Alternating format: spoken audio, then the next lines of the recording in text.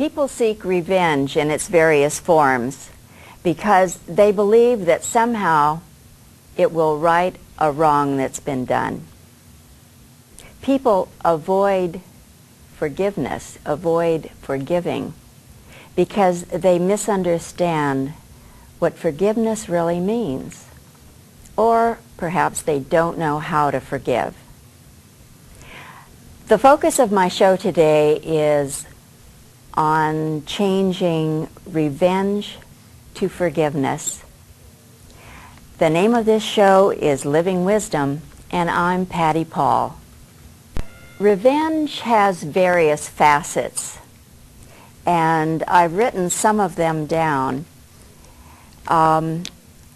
Different people refer to these in different ways.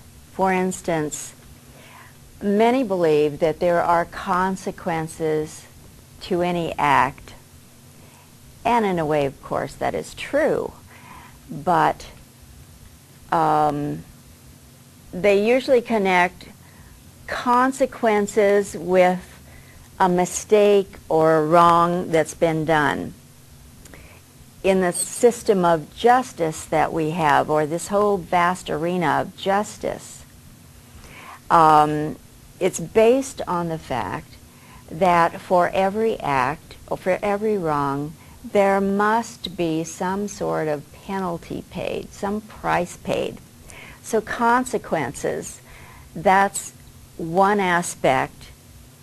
Retribution, that's another term that we hear a lot, most often in the context of sin and retribution, that religious connection in that way. Reprisal, punishment, as in crime and punishment. Retaliation, condemnation, or payback. So these are aspects of what I'm going to refer to in general as revenge.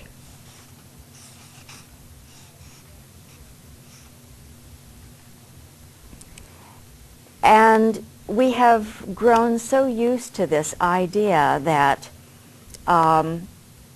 for mistakes that are made and for any failing, any wrong that's done, these things must occur, some sort of payback, some sort of punishment. We've accepted that as the way things are. Our laws are built upon that concept.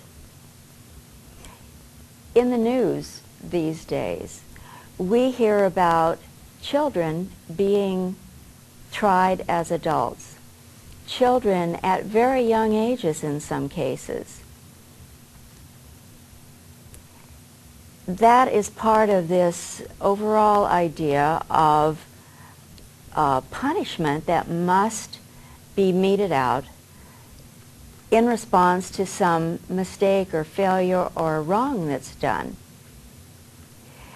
without thinking about it, without feeling about the nature of the crime or the nature of the person, the child, the adolescent, who actually committed it. We don't take into consideration, society as a whole, that is, the majority as a whole, don't take into consideration the abuse, sometimes the really subhuman behavior that young person had been subjected to in their own life, that so damaged them, that so wounded and twisted them, that they couldn't be healed. They couldn't act out because they didn't know how to act out their inner pain and turmoil and rage in a way that didn't cause damage to others. So society in that way just wants to turn a blind eye to the cause and leave it up to the authorities, leave it up to the judicial system to take care of the problem, which means in that simplified form to punish.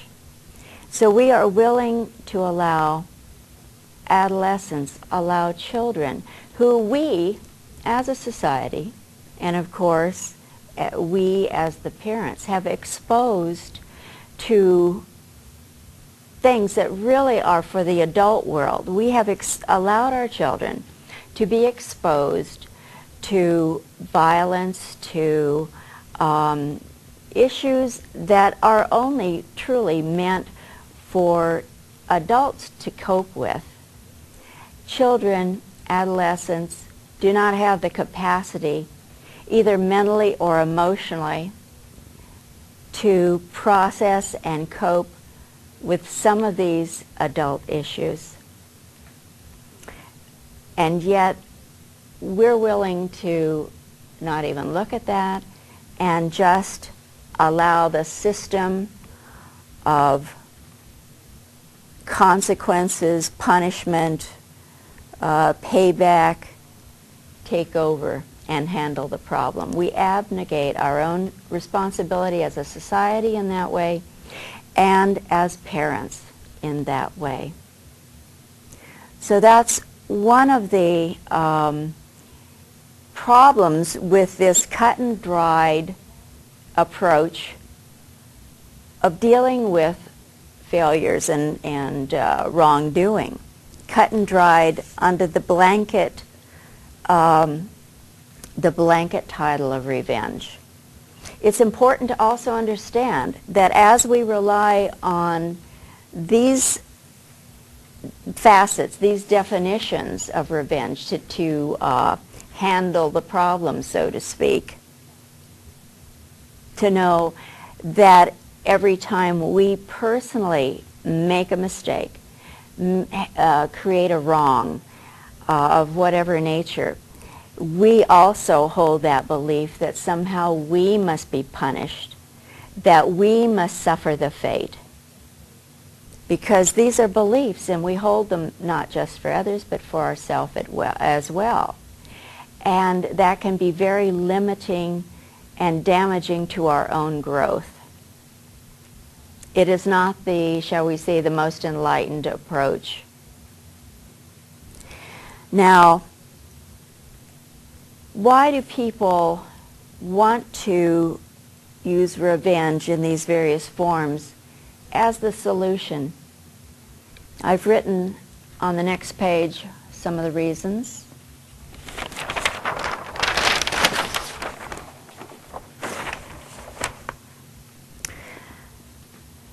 On the conscious level, people believe that they seek revenge to bring closure. We hear that a lot when we hear victims being interviewed by the media. Just recently, when Timothy McVeigh's execution was postponed, and of course McVeigh is one of the Oklahoma City bombers, naturally the TV commentators interviewed various survivors of that terrible event, and many of them said they were disappointed that McVeigh was not executed because they were looking for closure. And we also hear people say they're waiting for the perpetrator of a crime to be found and prosecuted because they believe that will help them to have closure to whatever the pain and suffering was that they were enduring. And also seek revenge because somehow that feels like it will bring justice to the situation. Somehow it will balance the scales. Now, we also hold unconscious beliefs, and so we have unconscious reasons for seeking revenge in any of its forms. Unconsciously, what we're seeking, what we believe that this retribution, that this punishment, this revenge will do, is it will heal the pain that we are feeling, the sorrow, the despair over whatever the situation was. And also that it will end the internal rage, the internal anger that really hasn't been expressed fully. That somehow this revenge and this justice, quote unquote, will take care of the inner emotions that have not been dealt with by ourselves. That is erroneous. It will not happen. Revenge will not bring closure. It will not heal emotional wounds. So those are fallacies. Turning the page once more.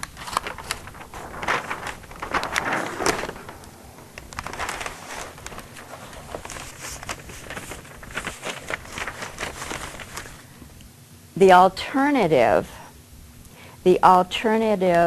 to revenge and a new way of looking at justice, a more compassionate justice, would be seeing the value of forgiveness. Now, we talk about that a lot.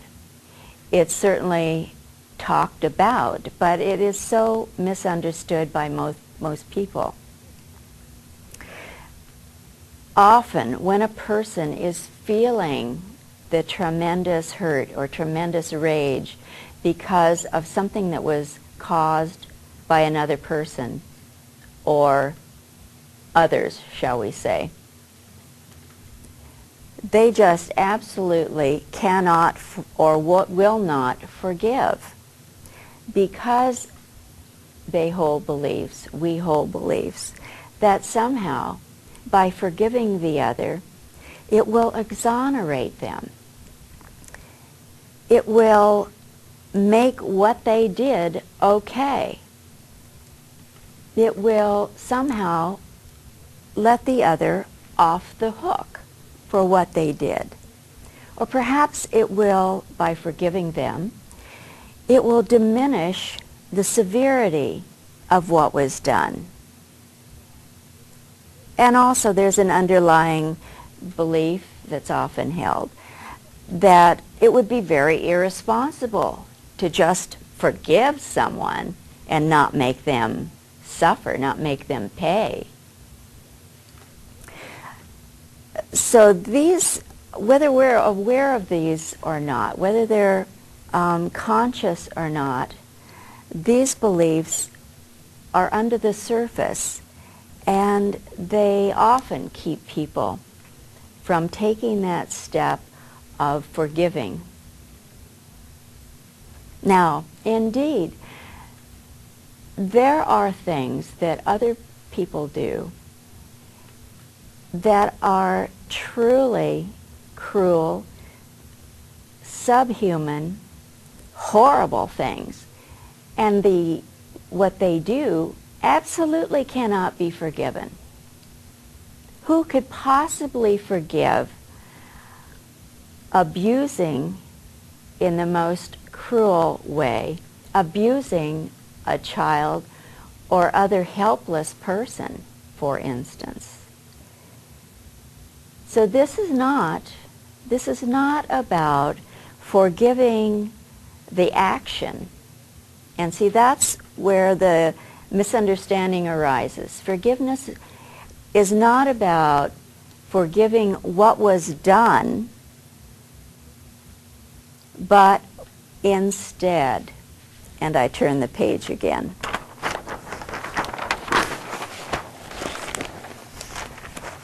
Forgiveness is about forgiving why they did it.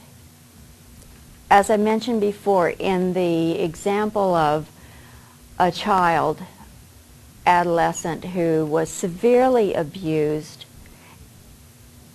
by their parents, by their caregivers, so abused, so damaged, so wounded, that their own emotions, their own thinking capacity got twisted and distorted so that they cannot function in a more normal way. We can understand that if we look at the facts, use our intellect, use our compassion, our understanding. And with that, anyone who looks at it in that way, with that depth, can forgive why that child, that adolescent, or indeed why any other person did what they did. Now, this certainly applies also to the penal system that we have in this country and the criminals, the inmates that are held in all of our institutions. It's not being a bleeding heart liberal to look at their history, their personal history, to look at the childhood that they had, the things that they had to endure, the pain and suffering that was caused by older and wiser, supposedly, more responsible, supposedly, people. Children and others who are vulnerable do not have the capacity to take control, to be responsible for their own lives. And our prisons are filled with people who were damaged and twisted, and because of that, they committed those crimes. Now, I'm not suggesting that, oh yeah, we look at that and we say, okay, well, we can see why they did it, and so let's just open the jail doors and let them out. No. Indeed, there are many convicts who still remain so damaged, and even if they were getting adequate mental health care, psychiatric care, therapeutic care, they would not be healed enough to function in society. But the kind of mental health care, for the most part, that's given to inmates is just the most rudimentary and the less enlightened, I would say, where medication seems to be the solution. So they're not being handled, not being treated to the best capacity. So again, forgiveness, true forgiveness, is forgiving the why of what happened that was caused by others, and also internalizing that when we make mistakes, when we commit wrongs, to allow ourselves to forgive ourselves for being human, for not knowing differently, for not, and also for being the product of our own wounded past. So we don't have to forgive the what, ever, but to forgive the why. And now, to look at forgiveness, what it can do. Forgiveness of ourselves, forgiveness of others. True forgiveness is what brings about a healing, is what brings about closure. And forgiveness also provides hope for the future.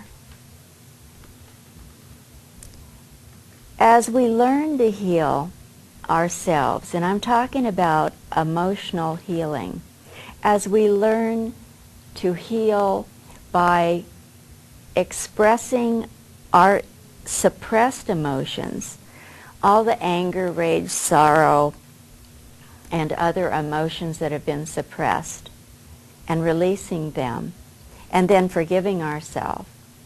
As we encourage or help or guide those who have committed the wrongs, committed the crimes, the sins, quote unquote, as we encourage them to feel those repressed emotions and guide them to forgive themselves, that brings about a healing. Can you imagine the change that would take place in our penal system just in this country if inmates receive this kind of healing by getting the appropriate kind of medical, or rather mental attention that they require? That would give them hope. That would change them. Again, not to just open the doors of the jails and let them all out. That wouldn't be appropriate. But it certainly would help a lot of them heal to the extent where they could function in society. So that would be a very practical solution. Our penal system and our judicial system costs a lot of money, and we all seem to be caught up in the cost of government. So just from that aspect, that might appeal to you, that if we could bring about changes with this kind of enlightened handling, processing of criminals in our system, that we would have fewer criminals. And if individuals were encouraged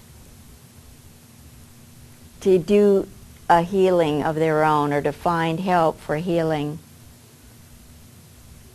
how many would be deterred from lives of crime, for instance? I wrote a book called A New Spirituality Beyond Religion. It's available in libraries and other places. And in my book, I talk in detail about emotional healing and how that can really change personal lives and change the world. Getting back to this forgiveness, and in my book I also detail the forgiveness process and give a more detailed explanation. So forgiveness brings about a healing, a closure that we're seeking, and it brings hope for the future. And forgiveness also balances the scales.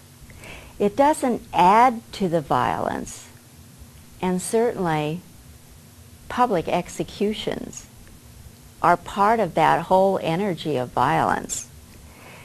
So in that sense, forgiveness balances the scales, and it can take us into a new kind of justice, a new arena of a justice with a new perspective of what that means.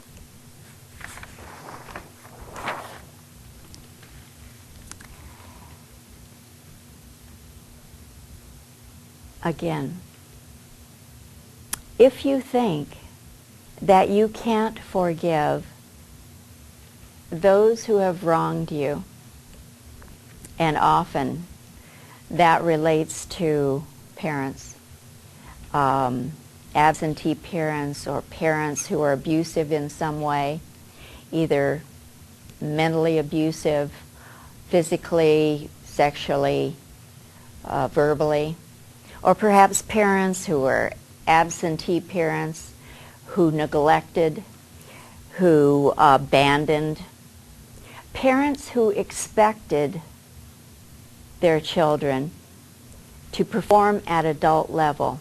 That's a form of abuse. And we carry the feelings that we had being on the receiving end of that. We carry those feelings into adulthood. And so instead of continuing to blame, instead of continuing to want those parents to somehow be punished, to forgive them. What a concept, to forgive them. You can do it in meditation. There are ways of having guided meditations. Many books written on that. Again, in my book, I talk about that kind of meditation where you can communicate with others without, in the subconscious level rather, without having to engage them in the physical world. So there's many ways of changing yourself, of allowing yourself to forgive so that you have this healing, and how important that is. I want to thank you for your attention today and hope that I've given you perhaps a new perspective about what we've taken for granted in so many ways. This issue of revenge in its various aspects, and this issue of forgiveness and the misunderstandings. Again, you've been watching the show Living Wisdom, and this is Patty Paul saying goodbye until the next time.